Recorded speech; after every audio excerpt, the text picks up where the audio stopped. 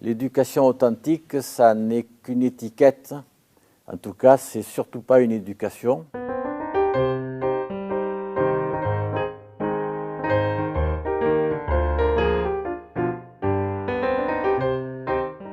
L'éducation authentique n'est pas une éducation.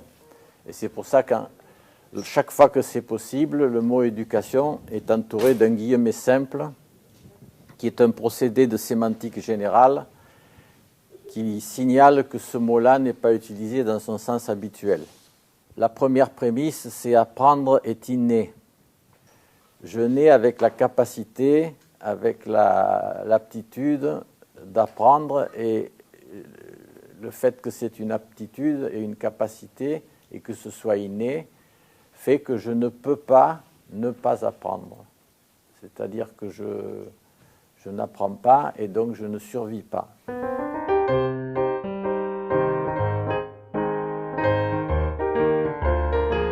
La deuxième prémisse, c'est j'enseigne ce que je suis. Alors, j'enseigne, c'est au sens premier du terme, c'est-à-dire je montre. Je montre ce que je suis et je le montre à chaque instant. Que je sois enseignant ou pas, le fait que je sois enseignant, même si je prétends ou si je pense enseigner la mathématique, en fait, je n'enseigne pas la mathématique, mais j'enseigne ce que je suis moi avec la mathématique. Et c'est ce qui va faire la différence entre un professeur et un autre, c'est que l'un est la mathématique et l'autre, la mathématique est quelque chose qui lui est extérieur et qu'il présente. Si j'enseigne ce que je suis, je n'enseigne pas ce que je sais. Et lorsqu'il n'y a pas cohérence entre ce que je dis ou ce que je sais et ce que je suis troublé moi-même et je trouble en face de moi. Je précise aussi que le savoir n'existe pas quelque part, mais il existe toujours incarné. Même les compétences, les savoir-faire. Il n'existe pas la technique pour raboter quelque part comme ça qui se promène ou la résolution de l'équation du second degré. Elle n'existe pas. Elle est toujours indissolublement liée à un être humain. Même si je pense qu'elle existe dans des livres ou dans des films, ces livres ou ces films, ça n'est que de l'encre sur du papier ou du celluloïd, tant qu'il n'y a pas un être humain qui le regarde et qui se l'approprie. Un livre n'existe que lorsqu'il y a un lecteur. L'idée, elle ne se promène pas toute seule devant moi, elle est toujours indissolublement liée avec quelqu'un, avec un être humain.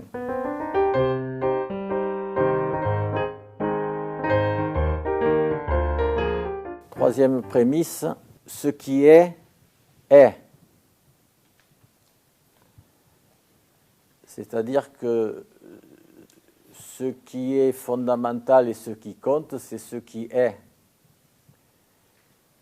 Et ce qui est va prévaloir sur tout ce que je peux dire qui est.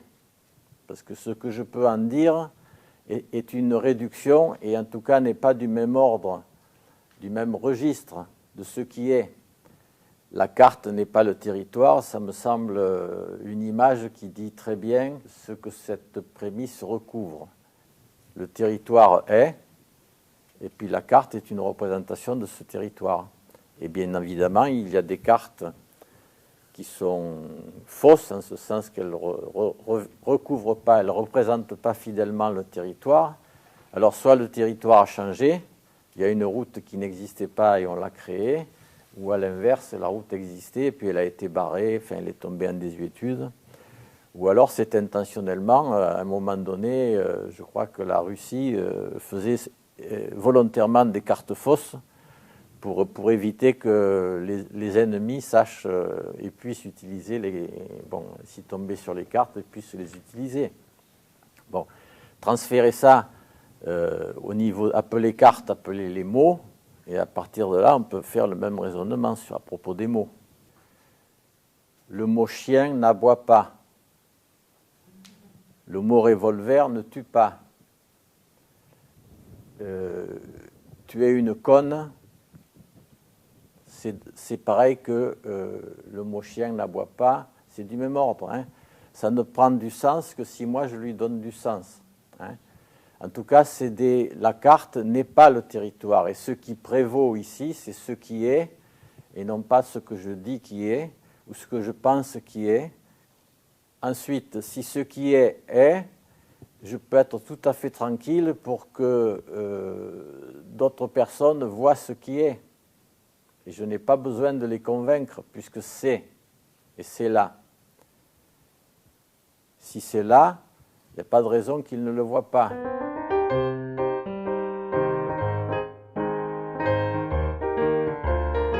Quatrième prémisse, je construis la réalité. Certes, c'est moi qui construis mes idées et mes pensées,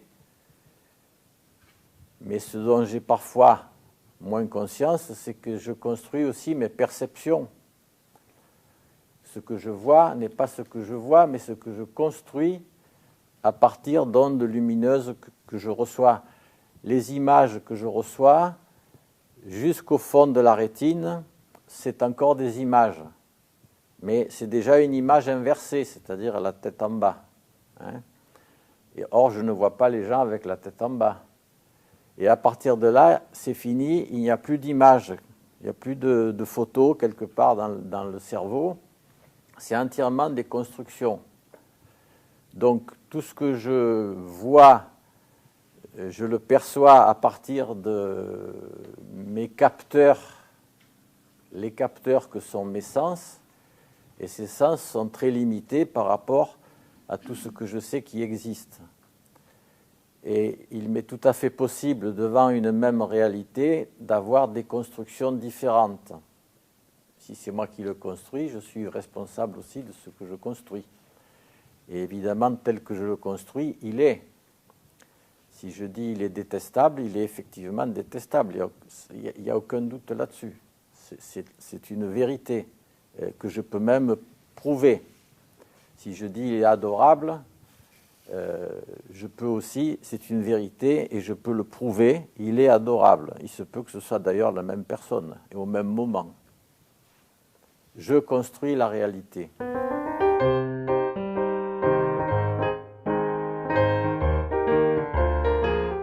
Et cinquième prémisse, la relation et la totalité, c'est-à-dire que tout est relation en fait et n'est que relation.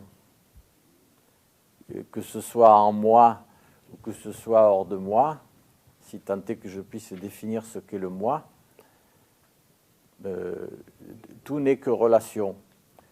Et c'est lorsque ces relations, c'est-à-dire, quel que soit le point de vue où je me place, si c'est mon corps et je dis je reçois et je donne, donc sans arrêt, et le jour où j'arrête de recevoir et de donner, je ne suis plus dans la vie.